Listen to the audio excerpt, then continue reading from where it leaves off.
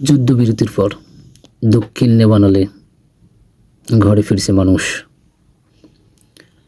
অবশেষে যুক্তরাষ্ট্র ফ্রান্সের মধ্যস্থায় হওয়া চুক্তির মাধ্যমে বুধবার ইসরায়েল ও ইরান সমর্থিত হিজবুল্লাহর মধ্যে যুদ্ধবিরতি কার্যকর হয়।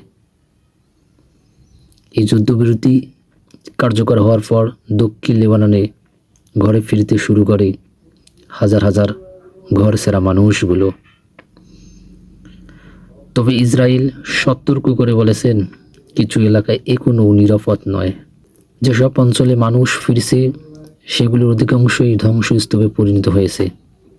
তারপরও বিকল্প বাসস্থানে বাড়ি ভাড়ার চাপে অনেক পরিবার আর্থিক কষ্টে পড়ায় আরেক মাসের ভাড়ার খরচ এড়াতে তারা এখন বিধ্বস্ত বাড়িতে ফিরে যেতে চাইছে, এমনটাই জানিয়েছেন বার্তা সংস্থা রয়টার্স।